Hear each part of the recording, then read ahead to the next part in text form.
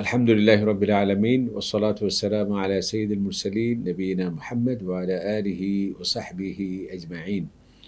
সুপ্রিয় দর্শক শ্রোতা, জীবনের আলো তফসিরুল কোরআন আসরে আমরা আপনাদের সকলকে সাদর সম্ভাষণ জানাচ্ছি। আজকে আপনাদের সামনে সূরাতুন নাজিআত আমরা তেলাওয়াত করব এবং প্রতিদিনের মতোই প্রথমে আমরা তেলাওয়াত করব, এরপর এই সূরাটির আলোচ্য বিষয় সম্পর্কে সংক্ষিপ্ত আপনাদের সামনে আলোচনা করার চেষ্টা করব, এরপর সহজ সরল অনুবাদ, এরপর শব্দে শব্দে তারজামা, এরপর সংক্ষিপ্ত ব্যাখ্যা এবং শিক্ষণীয় বিষয় আপনাদের সামনে উপস্থাপন করার চেষ্টা করব। প্রথমে আমরা তেলাওয়াত করছি আউযু বিল্লাহি মিনাশ শাইতানির রাজীম বিসমিল্লাহির রহমানির রহিম والنازعات غرقا والناشطات نشطا والسابحات سبحا فالسابقات سبقا فالمدبرات أمرا يوم ترجف الراجفة تتبعها الرادفة قلوب يومئذ واجفة أبصارها خاشعة يقولون أئنا لمردودون في الحافرة أئذا كنا عظاما نخرة قالوا تلك إذا كرة خاسرة فإنما هي زجرة واحدة فإذا هم بالساهرة صدق الله العظيم সূরাতুন নাজিআত। এই সূরা 46টি 46 আয়াত এখানে রয়েছে। এটি মাক্কি সূরা, অর্থাৎ হিজরতের পূর্বে নাজিল হয়েছে এবং এটি নামকরণ নাজিআত মানে হচ্ছে এটি ফেরেশতাদের নিয়ে আল্লাহ পাক সুবহানাহু ওয়া তাআলা কসম করছেন। নাজিআত বলা হয় সেসব ফেরেশতা যারা মানুষের প্রাণ সংহার করেন, রূহ কবজ করেন এবং বিশেষ করে যারা অবিশ্বাসী, যারা কাফির, মুশরিক, সংশয়বাদী, তাদের খুব কঠিনভাবে শক্ত হাতে যাদের প্রাণ সংহার করা হয়, এই দায়িত্বে নিয়োজিত ফেরেশতাদের নামই হচ্ছে নাজিআত। সেই কোরআনে পাকের এই সূরার প্রথম শব্দটি নাজিআত, এই শব্দ দিয়ে সূরাটির নাম, সেই জন্য এটাকে সূরাতুন নাজিআত আমরা বলে থাকি, আমাদের কাছে পরিচিত। আমরা যে আয়াতগুলো আপনাদের সামনে তেলাওয়াত করেছি, এখানে আল্লাহ পাক সুবহানাহু ওয়া তাআলা তিনি ফেরেশতাদের নামে শপথ করেছেন, যাদের বিভিন্ন দায়িত্ব রয়েছে। মুমিনদের জান কবজ করার ক্ষেত্রে এক শ্রেণীর ফেরেশতা রয়েছে, কাফিরদের যারা প্রাণ সংহার করেন তাদের দায়িত্ব রয়েছে, এবং কাফির যারা মৃত্যু হলো তাদের রূহকে সুনির্দিষ্ট স্থানে নিয়ে যাওয়ার দায়িত্বে নিয়োজিত ফেরেশতা আছে, এবং মুমিনদের রূহ যেটি কবজ করা হলো সেখানে তাদের নিয়ে যাওয়ার দায়িত্ব রয়েছে। এবং তারা আল্লাহ পাক সুবহানাহু ওয়া তাআলার বিভিন্ন অ্যাসাইনমেন্ট এবং দায়িত্ব নিয়ে তারা খুবই দ্রুত গতিতে বিভিন্ন জায়গায় তারা ছড়িয়ে যান এবং দায়িত্ব পালনে সেই ফেরেশতাদের নিয়ে আল্লাহ পাক সুবহানাহু ওয়া তাআলা শপথ করছেন। এবং এই শপথ করার উদ্দেশ্য হচ্ছে যে কিয়ামত আসছে, এ নিয়ে কোনো সন্দেহ নেই, সংশয় নেই। প্রত্যেককেই পুনরুত্থিত হতে হবে এবং এই জীবনে যা কিছু করেছে আমরা সে সম্পর্কে জবাব দিতে হবে। এবং এই কিয়ামতের দৃশ্যের কথা এখানে আসছে। এখানে দুটি পর্বের কথা আসছে। প্রথম ফুৎকার হবে, যেটা আমরা সিঙ্গার, প্রথম ফুৎকারে যা কিছু আছে সব মহাপ্রলয়ের মাধ্যমে ধ্বংসস্তূপে পরিণত হবে। দ্বিতীয় আরেকটি ফুৎকারে আবার নতুন করে সমস্ত মৃত মানুষ পুনরুত্থিত হবে এবং তাদেরকে আল্লাহ সুবহানাহু ওয়া তাআলার কাছে জবাব দিতে হবে, সে সম্পর্কে আসছে। এরপরে কিয়ামতের দিন যে একটা কঠিন পরিস্থিতি, যারা এই কিয়ামতকে অস্বীকার করত, পরকালকে অস্বীকার করত, তাদের চোখে মুখে ভয়, তাদের চক্ষু বিস্ফোরিত হয়ে যাবে এবং তাদের হৃদয়গুলো প্রকম্পিত হতে থাকবে, থরথর করে তারা কাঁপবে এবং তারা এই দুনিয়াতে এই কিয়ামত নিয়ে নানা তারা উপহাস করত যে এটা কি সম্ভব, কিভাবে আমরা মৃত্যুর পর আবার পুনরুত্থিত হতে পারে, যদি আমরা সত্যি সত্যি আবার পুনরুত্থিত হতে হয় তাহলে তো আবার আমাদের অবস্থা তো খুবই খারাপ হয়ে যাবে। এভাবে তারা তুচ্ছ তাচ্ছিল্য উপহাস তারা করতো, সেটি এখানে আসছে। এরপর আল্লাহ সুবহানাহু ওয়া তাআলা বললেন যে না, এটি তাদের ধারণা মাত্র, এবং এই কিয়ামত অবশ্যই হবে। হঠাৎ এক বিকট আওয়াজের মাধ্যমে এই কিয়ামত অনুষ্ঠিত হবে, পুনরুত্থিত হবে, এবং সকলেই আল্লাহ তাআলার কাছে দণ্ডায়মান হবে এবং আল্লাহর কাছে হিসাব দিতে হবে। এই জিনিসগুলো আমরা যেই আয়াতগুলো তেলাওয়াত করলাম, এখানে আল্লাহ সুবহানাহু ওয়া তাআলা বলেছেন। এখন আসুন আমরা একটু সহজ সরল অনুবাদ, যাতে আমাদের বুঝতে সহজ হয়, কঠিন করে নয়, সহজ করে। ওয়ান্নাজিআতি গারকা, আল্লাহ সুবহানাহু ওয়া তাআলা বলছেন, আমি সেসব ফেরেশতাদের নিয়ে তোমাদের কাছে শপথ করছি যারা অবিশ্বাসী, যারা কাফির, যারা মুশরিক, তাদের প্রাণ সংহারের দায়িত্ব যাদের, সেই সব ফেরেশতা যারা কঠিনভাবে, নির্মমভাবে, খুব শক্ত হাতে যাদের মৃত্যু কার্যকর করে। ওয়ান্নাশিতাতি নাশতা, আল্লাহ সুবহানাহু ওয়া তাআলা এরপর দ্বিতীয় আরেক শ্রেণীর ফেরেশতার শপথ করছেন যারা অত্যন্ত কোমলভাবে, মসৃণভাবে, সহজ সরলভাবে যাদের জান কবজ করেন, অর্থাৎ মুমিনদেরকে খুবই, তাদেরকেও মৃত্যুবরণ করতে হবে, তবে তাদের সেই মৃত্যুটা হয় আরামদায়ক, কঠিন নয় যেভাবে অবিশ্বাসীদের হয়। ওয়াসসাবিহাতি সাবহা, এবং সেসব ফেরেশতাদের নামে শপথ যারা আল্লাহ তাআলা সৃষ্টি জগতে মহাকাশসমূহে আল্লাহর সিদ্ধান্ত নিয়ে দ্রুত গতিতে তারা উড়ে ভেসে আল্লাহ তাআলার সিদ্ধান্তকে কার্যকর করার ক্ষেত্রে যারা নিয়োজিত, সেসব ফেরেশতাদের। ফাসসাবিকাতি সাবকা, এবং যারা মুমিনদের রূহ মৃত্যুর পর যথাস্থানে নিয়ে যাওয়ার দায়িত্বে যারা নিয়োজিত, এবং যারা কাফির রয়েছে তাদের সেই মৃত্যুর পর তাদের রূহগুলোকে যথাস্থানে নিয়ে যাওয়ার ক্ষেত্রে কোনো ধরনের বিলম্ব নয়, দ্রুত গতিতে যারা দায়িত্ব পালন করে, সেসব ফেরেশতাদের শপথ করা হচ্ছে।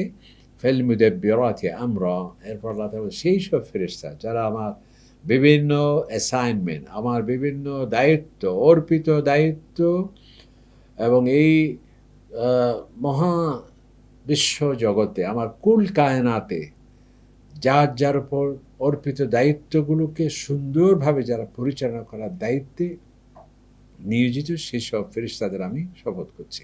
ইয়াউমা তারজুফুর রাজিফা, আল্লাহ সুবহানাহু ওয়া তাআলা, সেদিন প্রচণ্ড ভূকম্পনে এই পৃথিবী প্রকম্পিত হতে থাকবে।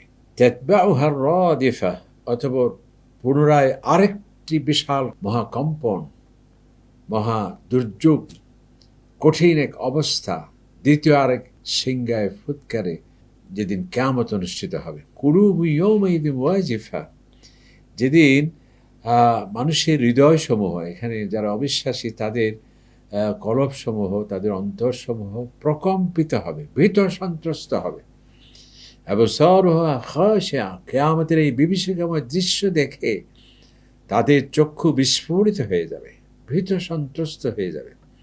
ইয়াকুলুনা আইন্না লামারদুদুনা ফিল হাফিরা, যারা এই কিয়ামতকে অস্বীকার করে, উপহাস করে, তারা বলতো যে আইন্না লামারদুদুনা ফিল হাফিরা, তারা বলছে যে আমরা কি আবার আমাদের আগের জীবনে ফিরে যাব, অর্থাৎ কবর, মৃত্যুর পর আবার সেই প্রথম জীবন, অর্থাৎ দুনিয়াতে যেভাবে ছিলাম আবার নাকি আমরা জিন্দা হয়ে যাব।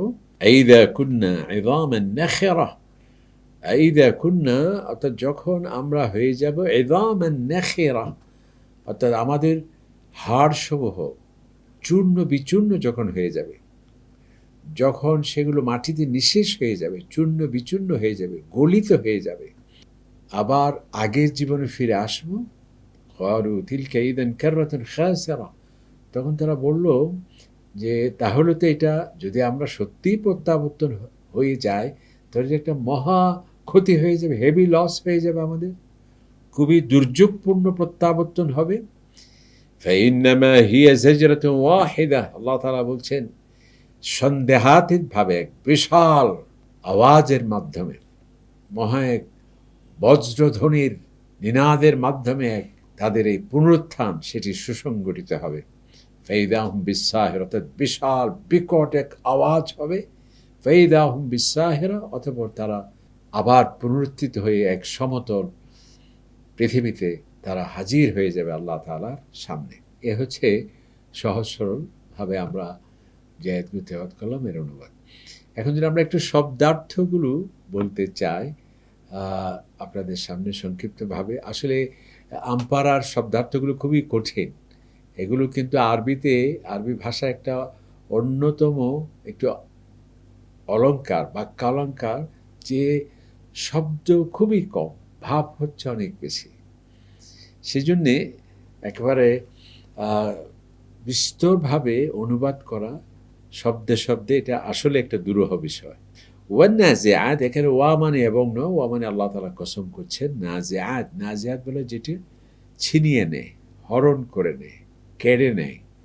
গারকান মানে গভীরভাবে, অর্থাৎ ওই যে ফেরেশতা যারা খুবই কঠিনভাবে কাফিরদের রূহকে যারা সংহার করে। ওয়ান্নাশিতাতি, নাশা সাধারণত বন্ধন খুলে দেয়া, বা আমরা বলি যে হাদা তালিবুন নাশীদ, যে এই ছাত্রটি খুবই স্বতঃস্ফূর্ত। অর্থাৎ যারা এই যে বন্ধন খুলে দেয় মানে কি, অর্থাৎ মুমিনের জানকে খুবই কোমলভাবে যারা উন্মুক্ত করে দেয়, অর্থাৎ খুবই আরামদায়কভাবে তাদের সেই মৃত্যুটা ব্যবস্থা তারা করে। ওয়াসাবিহাতি, সাবাহা ইয়াসবাহ মানে সাঁতার কাটা, ভেসে যাওয়া। অর্থাৎ আল্লাহ তাআলার ফেরেশতারা তাদের অসংখ্য যে পাখা রয়েছে, আল্লাহর নির্দেশ পালনে তারা এই আসমান থেকে অন্য আসমানে, এক জায়গা থেকে আরেক বিশাল দূরত্বে তারা ভেসে যায়, মুহূর্তের মধ্যেই তারা উড়ে যায়। ফাসাবিকাতি সাবাকা, সাবাকা ইয়াসবিকু মানে অগ্রগামী হওয়া, তো যে কোনো কাজ খুব দ্রুত গতিতে করা, অর্থাৎ আল্লাহর সিদ্ধান্তকে যারা দ্রুত গতিতে সম্পাদন করে। ফাল মুদাব্বিরাত, দাব্বারা ইউদাব্বিরু তাদবীর, এটা আমরা বাংলাতেও বলি যে আপনি কি তদবিরের জন্য আসছেন? তদবির মানে হলো একটা কোনো কাজ সুচারুরূপে সম্পন্ন করা। ফাল মুদাব্বিরাতি, আমরা মানে যে কোনো বিষয়, যে কোনো সাবজেক্ট যারা আল্লাহ তাআলার প্রদত্ত সিদ্ধান্তকে সুচারুরূপে সম্পন্ন করে। ইয়ৌমা মানে যেদিন, তারজুফু মানে যেদিন প্রকম্পিত হতে থাকবে, আর রাজিফা মানে প্রচণ্ড ভূকম্পনের মাধ্যমে পৃথিবী সাধারণত দুটি ফুৎকার হবে। একটি ফুৎকারে এই পৃথিবী যা আছে সমস্ত প্রাণীজগৎ, সব মহাসংকট, সেগুলো সব কিছু ধ্বংস হয়ে যাবে। তাতবাউহু রাদিফা, আরেকটি ফুৎকারের মাধ্যমে সেদিন পুনরুত্থিত হবে, আবার মৃত মানুষগুলো জিন্দা হবে। অথবা একটি অর্থ হলো যে প্রথম ফুৎকার সব কিছু এই জমিন ফেটে ভেঙে চৌচির হয়ে যাবে, তাতবাউহু রাদিফা, এবং দ্বিতীয় বিভীষিকাময় সেই মহা কিয়ামতের মাধ্যমে আকাশসমূহ, অর্থাৎ প্রথমটা হচ্ছে ভূমণ্ডল ধূলিসাৎ হয়ে যাবে, আর দ্বিতীয়টা হচ্ছে মহাকাশ যখন চূর্ণ বিচূর্ণ হয়ে যাবে। কুলুব মানে কালবনের বহুবচন, কুলুব মানে হচ্ছে হৃদয়, অন্তর। ইয়ৌমাইদিন মানে সেদিন। ওয়াজিফা মানে ভীত সন্ত্রস্ত হবে, প্রকম্পিত হবে। আবসারুহা, বাসর মানে চক্ষু, বহুবচন আবসার, চক্ষুসমূহ। খাশিআতুন, ভীত সন্ত্রস্ত, ভয় ভীতি তার চোখে লেগে থাকবে। ইয়াকুলুনা, তারা বলে, আইন্না, আমরা কি, লামারদুদুনা, আবার ফিরে আসব, ফিল হাফিরা, হাফিরা মানে আল হায়াতুল উলা, অর্থাৎ আমরা যে দুনিয়াতে যেভাবে আছি প্রথম জীবনে আবার ফিরে যাব। কখন? আইদা কুন্না, যখন আমরা হয়ে যাব, ইযামান, অর্থাৎ আমরা মৃত্যুর পর যখন আমাদের সমাহিত করা হবে, কবরে যখন আমাদের গোশত পৌঁছে যাবে এবং হাড়গুলো বিচূর্ণ হয়ে যাবে, আবার কি আমরা এই দুনিয়ায় ফিরে আসব? ক্বালু মানে তারা বলে, তিলকা, তাহলে সেটি হবে, ইদান তাহলে, কাররা মানে হচ্ছে প্রত্যাবর্তন, খাসরা মানে অত্যন্ত ক্ষতিপূর্ণ, অর্থাৎ তাহলে তো মহাবিপদ সমৃদ্ধ একটা প্রত্যাবর্তন আমাদের হবে। ফাইন্নামা হিয়া যাজরাতুন ওয়াহিদা, ইন্নামা মানে নিশ্চয়ই, যাজরা মানে আওয়াজ, ওয়াহিদা এক বিকট বজ্র নিনাদে বিশাল এক আওয়াজের হবে, এবং সেই আওয়াজের প্রেক্ষিতে ফাইদা, তখন তারা, হুম মানে তারা, বিসাহেরা, সাহের মানে সমতল ভূমি, এই পৃথিবীতে সকলেই ফিরে আসবে। আমরা এই আয়াতগুলোতে এটাই শিক্ষা পাই যে আল্লাহ পাক সুবহানাহু ওয়া তাআলার ফেরেশতারা আছেন যারা বিভিন্ন দায়িত্ব পালন করছেন। কেউ মুমিনদের প্রাণ সংহার করছেন, আবার কেউ যারা অবিশ্বাসী তাদের কঠিনভাবে তাদের প্রাণ সংহার বা জান কবজ করা হয়। আবার অন্যান্য ফেরেশতারা নানা, কেউ বৃষ্টির দায়িত্বে, কেউ সাগর, এবং কেউ নগর, কেউ নদ নদী, কেউ প্রাণী জগৎ। আল্লাহ তাআলার বিভিন্ন সিদ্ধান্ত যেগুলো কার্যকর করার জন্য ফেরেশতা রয়েছে, এবং অন্যান্য ফেরেশতারাও যারা আল্লাহ তাআলার সিদ্ধান্ত বাস্তবায়নের ক্ষেত্রে কোনো ধরনের বিলম্ব নেই, কোনো ধরনের কালক্ষেপণ নেই, কোনো ধরনের শিথিলতা নেই, যথাযথভাবে তারা দায়িত্ব পালন করে সেই সব ফেরেশতাদের শপথ করা হয়েছে। এই দুনিয়াটাই আমাদের আসল জীবন নয়, আসল জীবন হচ্ছে পরকাল। সেই পরকাল অবশ্যই হবে, এবং সেটি ব্যাখ্যা আল্লাহ তাআলা দিয়েছেন। প্রথমে এক বিশাল ফুৎকারে সমস্ত যা কিছু আছে মহাপ্রলয়ের মাধ্যমে ধ্বংস হয়ে যাবে, আরেকটি ফুৎকার দিয়ে আবার সকল মানুষ জিন্দা হয়ে যাবে।